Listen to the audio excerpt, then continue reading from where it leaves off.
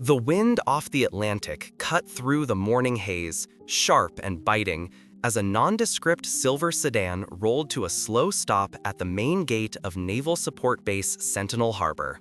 The perimeter floodlights hummed with a low electric buzz, fighting a losing battle against the gray creeping in from the horizon. They caught the pale blue in the woman's eyes as she stepped out of the vehicle, one hand reaching back to steady the strap of a heavy canvas duffel bag. She wore jeans that had seen better days, a faded navy hoodie with fraying cuffs, and heavy boots scuffed from long miles of walking. There was nothing about her that looked official, nothing about her posture or her attire turned heads. To the casual observer, she was just another civilian contractor or a low-level transfer, tired and worn down by the system. The guard in the booth didn't even rise from his stool. He took her ID with a gloved hand, glanced lazily at the name printed there, and waved her on without a second thought. Behind him, two Marines leaned against the concrete barrier, sipping steaming coffee from paper cups and trading jokes, their laughter drifting on the cold wind. Another transfer from logistics, one of them said, loud enough to be heard, smirking over the rim of his cup. Hope she can file faster than the last one. We're still waiting on paperwork from 3 months ago. Don't hold your breath, the other replied, chuckling. They all burn out in a week. Laughter drifted behind her as she crossed into the base, the wind pushing loose strands of hair across her face. She didn't answer. She didn't even look back. She just kept walking, her eyes scanning every detail of the entry point. The rusted hinges on the gate, the fading paint on the security barrier, the relaxed posture of the sentries, like someone taking inventory of a world she already understood too well. No one there knew the truth. The new girl wasn't a clerk. She was Rear Admiral Leah Monroe, Sentinel Harbor's new commanding officer.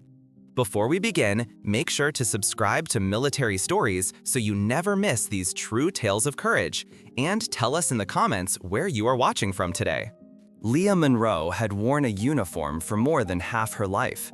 The fabric of dress whites and service khakis felt more natural to her than the denim she wore now.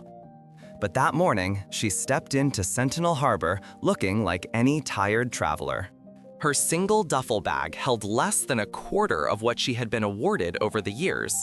The rest, the life she had built over decades of service, stayed locked away in a small fireproof box in her quarters back in Norfolk. Inside that box were medals that caught the light, commendations signed by presidents, and plaques with her name etched into heavy brass. They were proof of nights she did not like to remember, and decisions that still weighed heavy on her soul. Rear Admiral Leah Monroe was the youngest admiral in fleet history. She was the officer who had threaded a strike group through a narrow Persian Gulf choke point under active fire and brought every single ship home safely. She was the tactician whose plans in the Pacific Theater had turned what should have been disastrous defeats into quiet, classified victories that never made the evening news. Whole rooms of senior officers at the Pentagon knew her name. Sailors on distant destroyers told stories about her, like she was a storm that had blown in and left the ocean calmer behind it. But none of that history was written on the plain plastic badge clipped to her hoodie now. Administrative transfer, it read.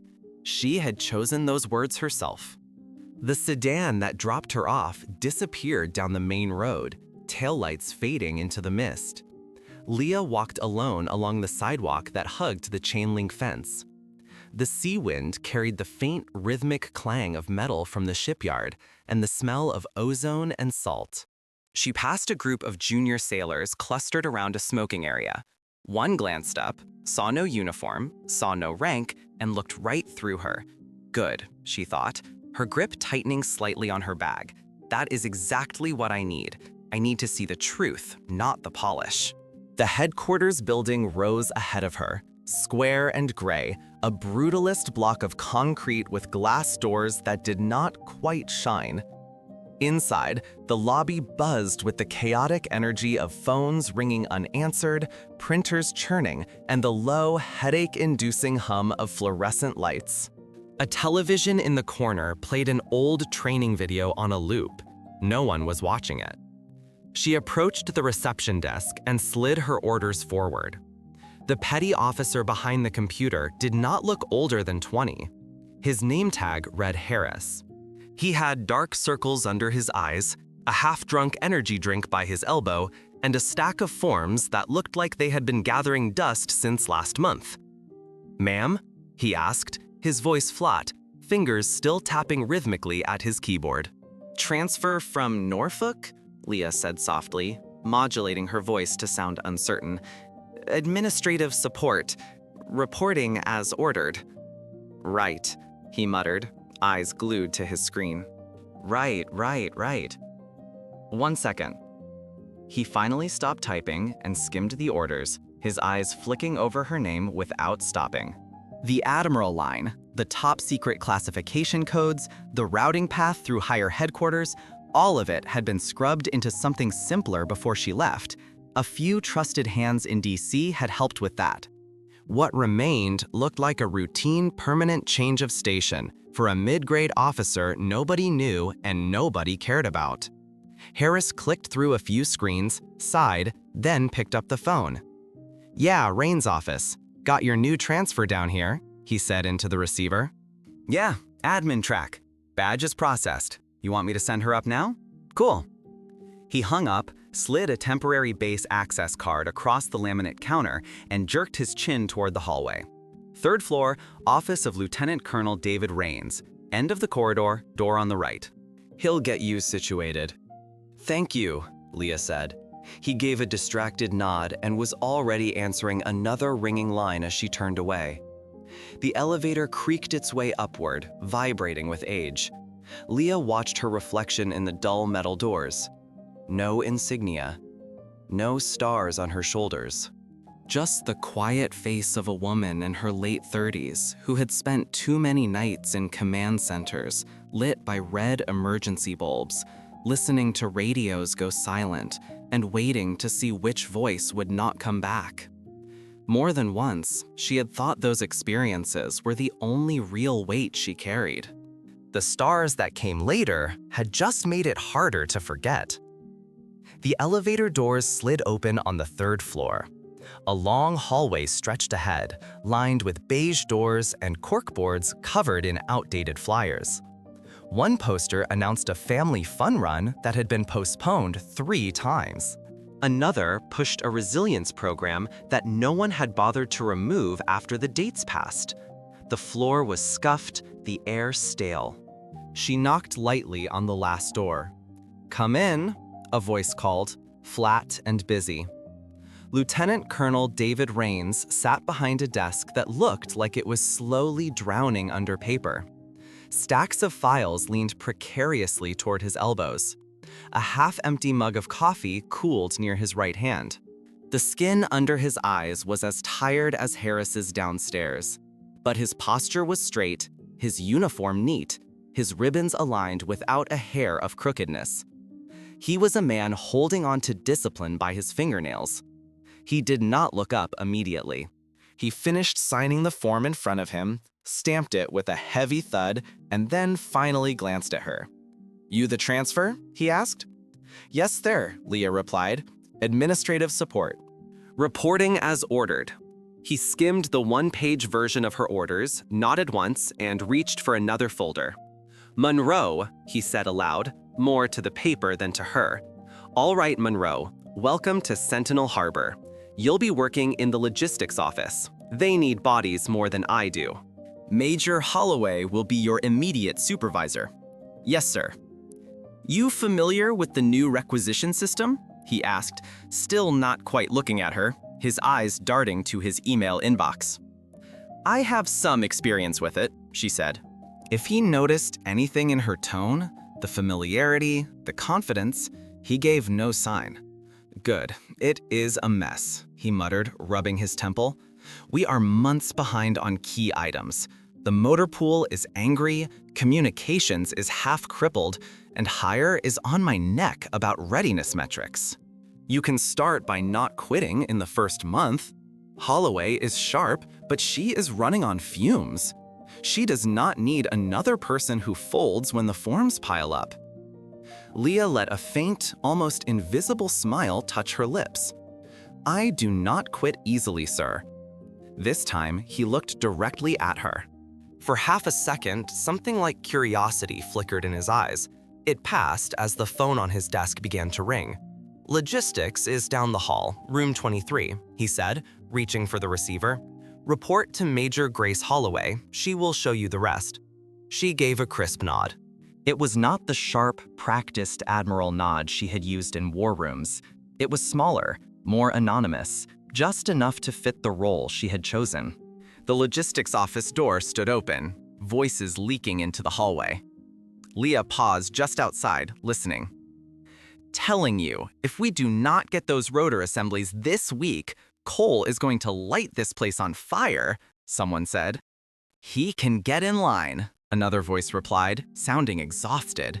Communications has been calling every hour. Peterson down in supply keeps saying the shipments are coming. I will believe it when the crates actually show up. A short burst of laughter followed, the weary kind that offers no relief. Leah stepped in. Rows of desks filled the room, each one occupied by a uniformed specialist or civilian clerk wearing the same expression of controlled overwhelm. Computer monitors glowed with spreadsheets and tracking systems. Phone lines blinked with calls on hold. Boxes of unfiled forms lined the walls like sandbags holding back a flood. At the center of it all stood Major Grace Holloway. She was in her late 30s, her hair pulled into a bun that had seen better mornings. Her uniform was pressed, but the lines under her eyes were etched by too many late nights staring at numbers that refused to add up. She held a tablet in one hand and a folder in the other, eyes moving from one workstation to the next with the intensity of someone juggling more balls than gravity allowed. Ma'am, Leah said softly, administrative transfer. Reporting to you.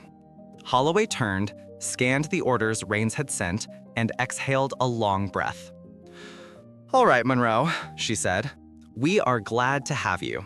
We lost 2 people to burnout last month and 1 to a promotion. So consider yourself thrown into the deep end. From a desk near the window, a sergeant leaned back in his chair and grinned. Hope she can type faster than the last one, Major, he said, or at least not cry in the bathroom on day 3. A couple of nearby clerks chuckled. One shook her head, not unkindly, but with the tired resignation of someone who had seen that story too many times. Holloway shot the sergeant a look that could have shaved paint off a hull. Sergeant Briggs, you want to run the incoming priority queue today? She asked sharply. No, ma'am, he replied quickly, turning back to his screen. Leah did not flinch. Her expression stayed neutral, calm. She had heard far sharper words thrown across steel decks in the middle of the night. The difference was that out there, the people throwing them usually understood what was at stake. Here, people were bleeding frustration into jokes because no one had shown them another way. You can start over here, Holloway said, motioning Leah toward an empty desk in the corner. Log in with this guest account until it processes your credentials. We will put you on inbound requisitions and tracking misrouted shipments. If you see something that makes no sense, flag it. Do not assume it is your mistake. Odds are the mistake started 3 months ago. Yes, ma'am, Leah said. She set her duffel down beside the chair, slid into the seat, and let her fingers rest lightly on the keyboard. The screen blinked awake, filling with lines of numbers and codes. Behind each one was a unit waiting on something they needed to do their job. She began to work. She did not complain. She did not try to impress anyone with stories, rank, or clever comments. She listened. She watched the way Holloway moved through the room, putting out fires. She watched the way Briggs muttered under his breath when a form bounced back. She watched the way a civilian clerk rubbed her temples every time she opened an email from supply. Outside the windows, she could see the tops of cranes over the harbor, the silhouettes of ships at berth. Idle vehicles sat in a lot near the pier, a few missing tires, a few with hoods open to the sky. Delayed repairs, deferred maintenance, all symptoms of the same sickness. The base had slipped into something worse than chaos. It had slipped into complacency. Requisitions delayed, then delayed again, until late became the new normal. Vehicles sidelined until no one remembered them moving. Communications patched together just enough to pass inspections. Morale so low that people stopped expecting anything better. And leadership so numb that they stopped noticing the expectations were gone. Leah saw it in the way people sighed before dialing a number.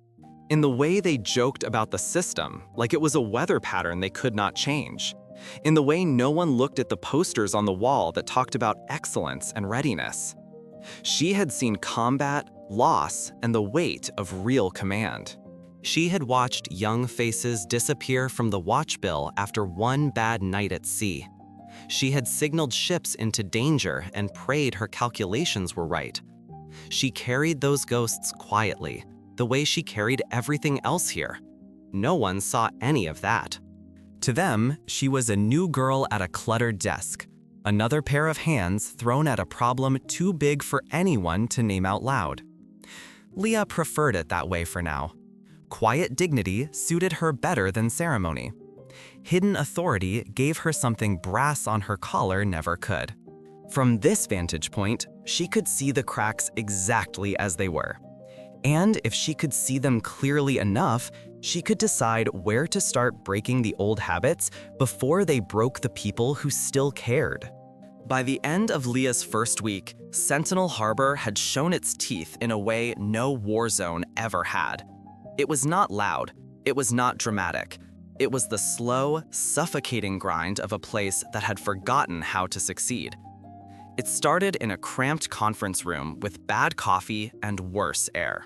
She was there to sit quietly in the back, a stack of logistics reports in a folder on her lap. Holloway had sent her to observe the coordination meeting and take notes. The officers around the table shuffled their own folders without much enthusiasm. Captain Aaron Mills, the operations officer, flipped through the agenda and frowned at the new administrative procedures. Every time we get a new batch of transfer clerks, the whole schedule turns to mud, he muttered. They come in, rewrite the flow, then ditch us for some neat job at headquarters. Meanwhile, we are out here trying to guess which form to use this week. The others chuckled. Look at this, Mills continued, tapping a line on the page. New deployment readiness codes. Another clever idea from someone who has never had to move a unit in the real world. Leah sat against the wall, pen poised above her notepad, expression neutral. New transfer clerks. She had written the draft version of the readiness protocols they were complaining about in a windowless room 3,000 miles away.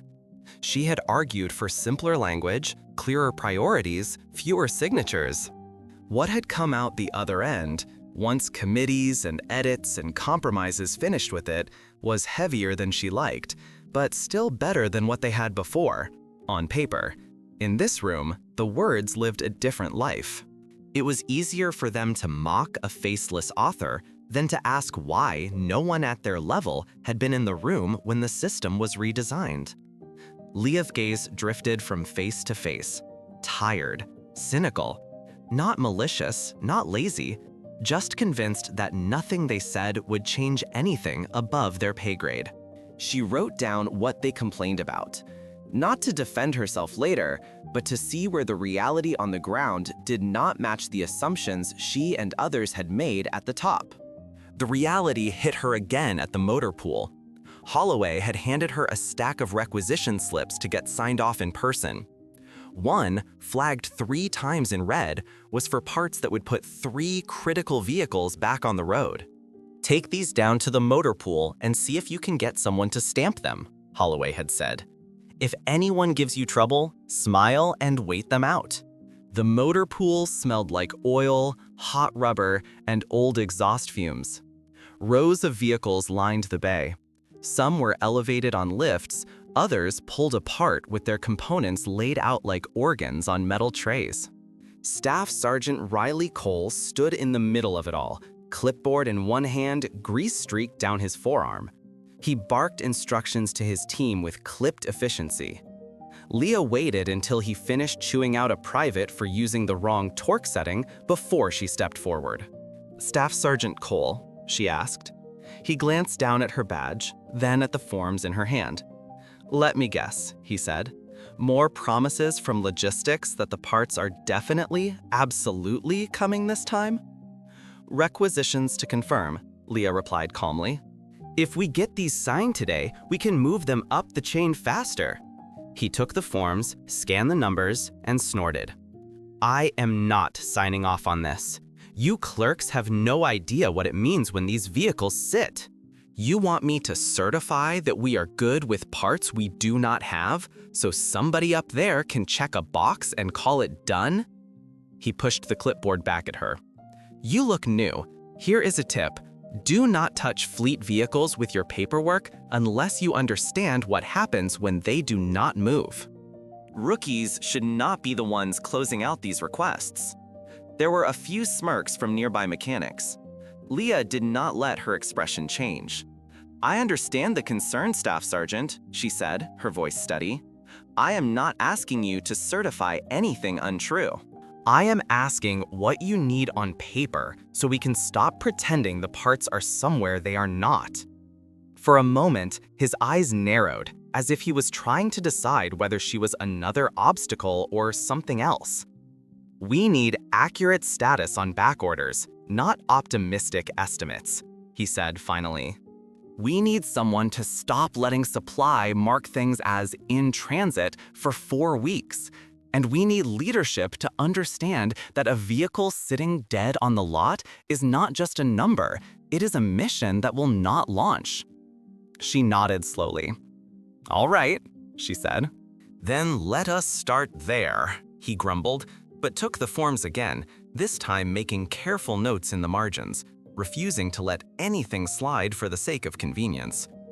She found the same story at the communications hub. Sergeant First Class Daniel Pike met her at the door. The air inside hummed with machines that looked too old for the workload they carried.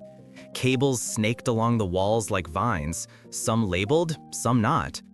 "You from logistics?" Pike asked. "Yes, I am trying to understand what we are breaking on your side." He barked a short laugh. "Where do you want to start?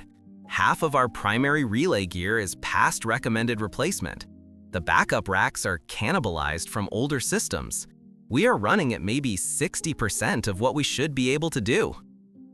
He gestured toward a rack of equipment where lights flickered ominously. "See that? If one more component goes down, we will not have redundancy. One lightning strike, one surge, one bad day, and this base will be deaf at the worst moment." Leah walked the line of gear, taking in model numbers, maintenance tags, the way panels had been taped back into place. "What happens if you push this up the chain?" "I have been pushing, for months. It vanishes in a queue somewhere. Somebody marks it as received or says we are not in the highest risk category, so we get bumped down." She did not make promises. She just asked one more question. "What do you need most urgently?" He listed part numbers.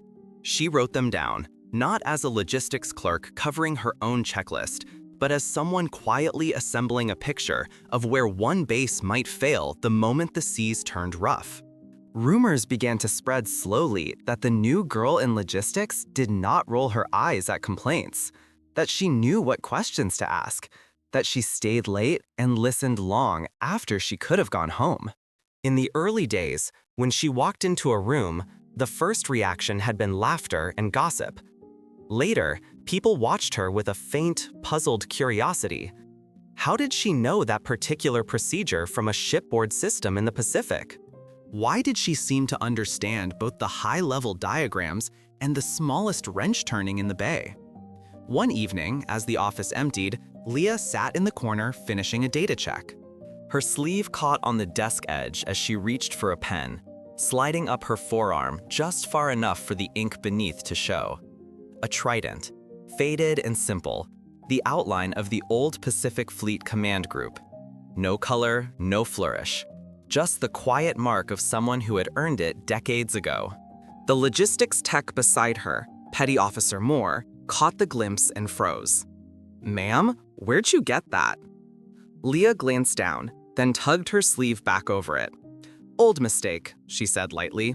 "Kept it to remember." He laughed softly, uncertain. "You must have been pretty deep Navy to have one of those." Leah just smiled, a small curve of her lips that didn't invite more questions. The next day, in the break room, she answered a question about a Japanese port in fluent Japanese, the rhythm precise and effortless, leaving two sailors staring after her in stunned silence. That night, a guard on the flight line challenged her presence, and she quoted the specific security regulation exemption by section and paragraph number without pausing for breath. Who was she really? The question hung in the air like ozone before a storm, and the storm did come. It came in low and fast over Sentinel Harbor, the way trouble often does when people are already tired. By late afternoon, the sky had turned the color of gunmetal. Rain drove horizontally, rattling the office windows. Inside, nothing slowed down. Major Holloway stood over Leah's desk, rubbing her temples. "We have a supply aircraft inbound tonight. High-priority mission kits, comms replacements, some of the parts Cole has been begging for. If the weather holds, it lands just before midnight." "If the weather turns?" Leah asked. "We lose another week." By early evening, the storm was pounding the base. The first sign of disaster was a sound, a long descending beep from deeper in the building. Holloway stepped out of her office, phone pressed to her ear. "What do you mean the tower just lost primary comms?" she snapped. Her face went pale. "All right, we are coming down." She looked at the room. "Monroe, with me." Leah was already on her feet. They moved quickly to the communications hub. The air inside was hot, thick with the smell of overheated electronics. Screens that usually glowed green were crowded with yellow and red warnings. Sergeant Pike stood near the main console, barking into a landline. "I don't care what the software says. The relay is not holding. We have an aircraft inbound, and the tower cannot maintain clear channels. If we lose this link in this weather, we are blind." On the screen, Leah saw the problem. A power surge had cooked a key component. The backup system was choking. The data from the incoming aircraft's transponder blinked in and out, like a heartbeat stumbling in the dark. The tower radio crackled through the speakers.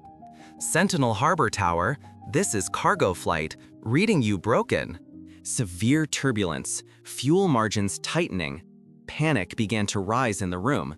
The officer on duty hesitated, flipping through a manual. Leah stepped forward. Her voice came out steady, carrying just enough steel to cut through the noise. "Reroute tower traffic to frequency 325, she said. "Pike, check the backup antenna chain physically. I want eyes on every connection." Heads turned toward her. "Ma'am, we cannot just change," someone started. "The tower has multi-band capability," Leah interrupted, her tone flattening into the calm authority of command. "The current channel is compromised. We need a cleaner band. Call the tower now." The officer on duty blinked. "How do you know that?" "Because I watched a task group nearly lose a flight over the Gulf when we hesitated," she answered. "Call the tower." She didn't wait. She took the headset from the stunned officer. "This is Sentinel Harbor," she said into the mic. "Cargo flight, switch to approach frequency 325. Confirm when on channel." There was a pause. Then, "Sentinel Harbor, switching." Within minutes, she had organized the chaos. She ordered a manual status check on the ground vehicles.